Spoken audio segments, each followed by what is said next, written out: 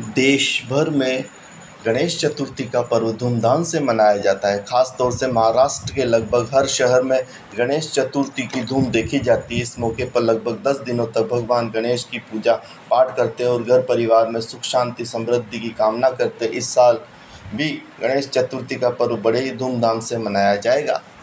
गणेश चतुर्थी 10 दिवसीय त्यौहार है जो पूरे भारत में धूमधाम और उत्साह के साथ मनाया जाता है। यह विशेष रूप से महाराष्ट्र में लोकप्रिय है, जहां इसे सार्वजनिक अवकाश के रूप में मनाया जाता है। त्यौहार के दिन भक्त अपने घरों, मंदिरों और सार्वजनिक पंडालों में गणेश की मूर्ति की स्थापना करते हैं। मूर्ति की पूजा फूलों, फलों, मिठाइयों और अन्य प्रसादों से की जाती है। भक्तगण भगवान गणेश की स्तुति में भजन और मंत्र भी गाते हैं। त्योहारों के 10वें दिन भगवान गणेश की मूर्तियों को नदियों, झीलों, समुद्र जैसे जल निकायों में विसर्जित किया जाता है। इस अनुष्ठान के विसर्जन के नाम से जाना जाता है। यह गणेश भगवान की कैलाश पर्वत पर अपने निवास स्थान पर वापसी का प्रतीक होता है।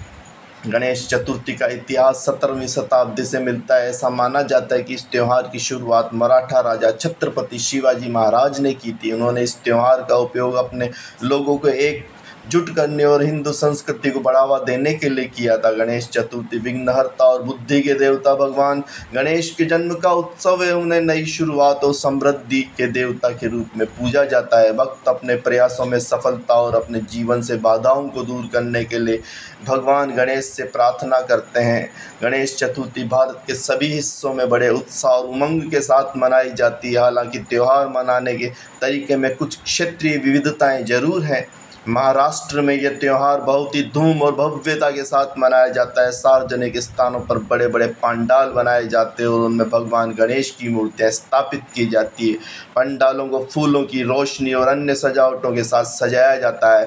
भक्त भगवान गणेश की पूजा और सांस्कृतिक उत्सव में भाग लेने के लिए पंडालों में पहुंचते हैं। आंध्र प्रदेश और तेलंगाना में त्यौहार को विनायक चौथी के नाम से जाना जाता है। इसे महाराष्ट्र में जैसे गणेश चतुर्थी की तरह ही मनाया जाता है। हालांकि रीति रिवाजों में कुछ मामूली अंतर है। कर्नाटक में इस त्यौहार को गणेश हब्बा के नाम से जाना जाता है। इसे हिंदू और जैन दोनों ही बड़े उत्साह से मनाते हैं। भक्त अपने घर और मंदिरों में भगवान गणेश की मूर्ति स्थापित करते हैं। फूल, फल, मिठाइयों से उनकी पूजा करते हैं। तमिलनाडु में इस त्यौहार को विनायक चतुर्थी के नाम से जाना जाता है। इसे कर्नाटक में गणेश हब्बा की तरह ही मनाया जाता है। हालांकि रीति रिवाजों में कुछ मामूली अंतर जरूर होता है।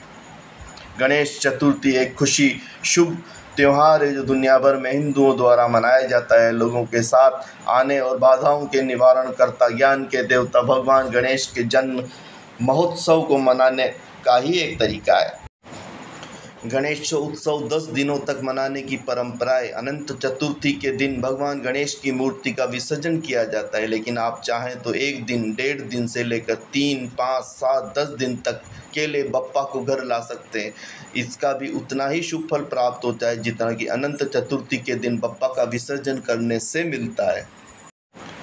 गणेश चतुर्थी की कथा कुछ इस प्रकार है कि एक बार जब माता पार्वती स्नान करने से पूर्व अपनी मेल से एक बालक को उत्पन्न करके उसे अपने द्वारा पाल बना दिया। शिव जी ने जब प्रवेश करना चाहा तब बालक ने उन्हें रोक दिया। इस पर शिवगणों ने बालक से भयंकर युद्ध किया, परंतु संग्राम में उसे कोई पराजित नहीं कर सका।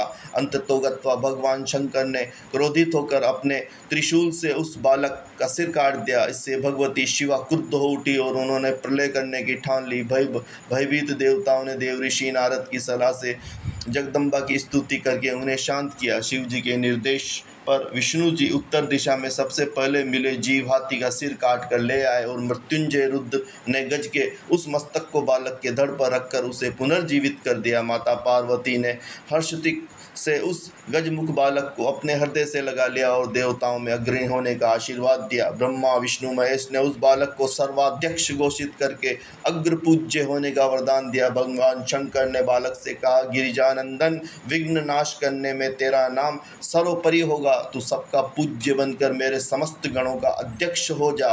गणेश्वर, तू भाद्रपद मास के कृष्ण पक्ष की चतुर्थी को चंद्रमा से उदित होने पर उत्पन्न हुआ है। इस तिथि में व्रत करने वाले के सभी विघ्नों का नाश हो जाएगा और उसे सब सिद्धियां प्राप्त होगी। कृष्ण पक्ष की चतुर्थी की रात्रि में चंद्रोदय के समय गणेश तुम्हारी पूजा करने के पश्चात व्रती चंद्रमा को अर्घ्य देकर के ब्राह्मण को मिष्टान खिलाए, तदुपरांत स्वयं भी मीठा भोजन करें। वर्ष पर्यंत श्री गणेश चतुर्थी का व्रत पालन करने वाले की मनोकामनाएं अवश्य पूर्ण होती है।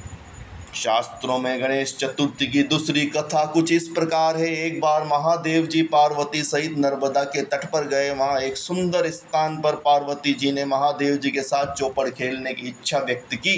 तब शिव जी ने कहा, हमारी हार जीत का साक्षी कौन होगा?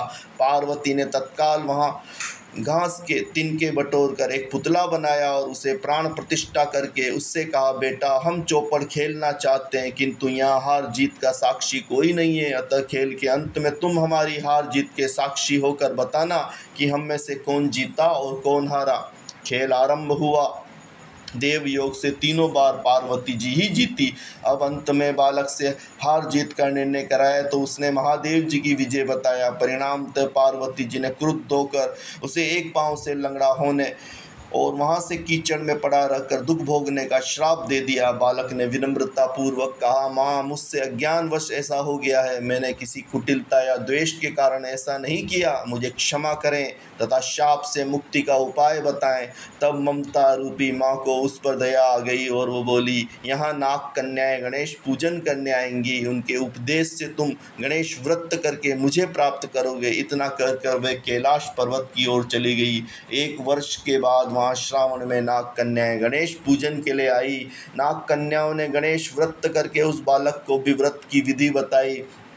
तत्पश्चात बालक ने 12 दिन तक श्री गणेश जी का व्रत किया। तब गणेश जी ने उसे दर्शन देकर कहा, मैं तुम्हारे व्रत से प्रसन्न हूँ, मनोवांछित वर मांगो बालक। बालक बोला, भगवान मेरे पाँव में इतनी शक्ति दे दो कि मैं कैलाश पर्वत पर अपने माता पिता के पास पहुँच सकूँ, वो मुझ पर प्रसन्न हो जाएं। गणेश जी तथास्तु कहकर अंतर ध्यान हो गए। बालक भगवान शिव के चरणों में पहुंच गया। शिव जी ने उससे वहां तक पहुंचने के साधन के बारे में पूछा। तब बालक ने सारी कथा शिव जी को सुना दी। उधर उसी दिन से अप्रसन्न होकर पार्वती शिव जी से विमुख हो गई थी। तदुपरांत भगवान शंकर ने भी बालक की तरह 21 दिन पर्यंत श्री गणेश का व्रत किया, जिसके प्रभाव से पार्वती के मन में स्वयं महादेव जी से मिलने की इच्छा जागृत हुई। वे शीघ्र ही कैलाश पर्वत पर आ पहुंची। वहां पहुंचकर पार्वती जी ने शिव जी से पूछा, भगवान आपने ऐसा कौन सा उपाय किया जिसके फलस्वरूप मैं आपके पास भागी भागी आ गई हूँ? शिव जी ने गणेश व्रत का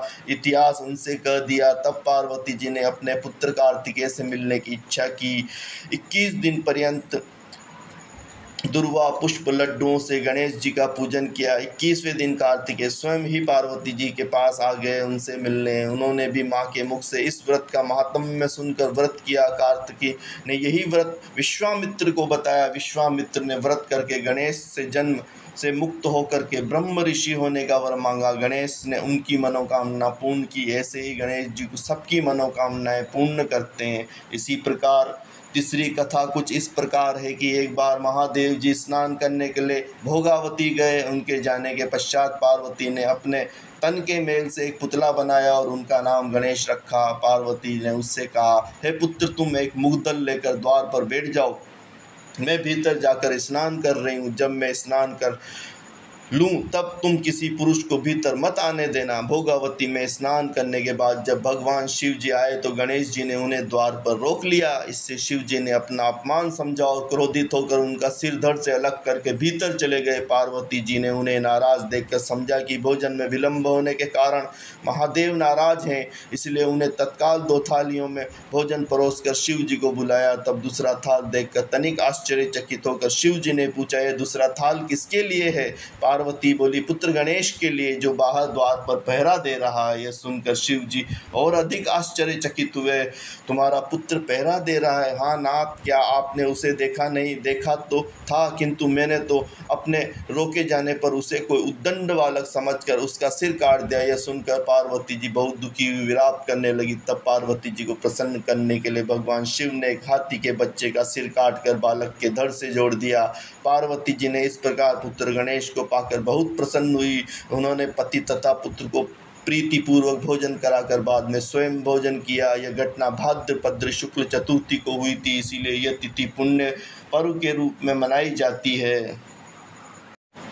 गणेश चतुर्थी व्रत भाद्रपद कृष्ण चतुर्थी से प्रारंभ करते प्रत्येक मास के कृष्ण पक्ष की चंद्रोदय व्यापिनी चतुर्थी के दिन व्रत करने पर विघ्नेश्वर गणेश प्रसन्न होकर सभी विघ्नों को, संकटों को दूर कर देते हैं।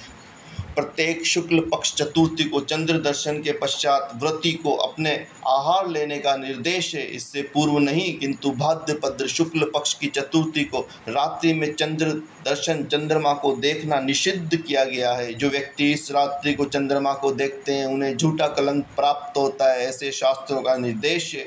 यह अनुभूत भी है। इस गणेश चतुर्थी को चंद्र दर्शन करने वाले व्यक्तियों को उक्त परिणाम अनुभव हुए हैं, इससे संशय नहीं। यदि जाने अनजाने में चंद्रमा दिख भी जाए तो मंत्र पाठ कर लेना चाहिए। तो भक्तों, यह थी गणेश चतुर्थी की विस्तृत जानकारी व उससे जुड़ी व प्रचलित कथाएं। यदि आपको हमारे चैनल के द्वारा दी गई जानकारी अच्छी लगती है तो प्लीज़ चैनल को सब्सक्राइब करें, लाइक करें और प्यार से बोलें हमारे साथ। श्री गणेश जी महाराज की जय।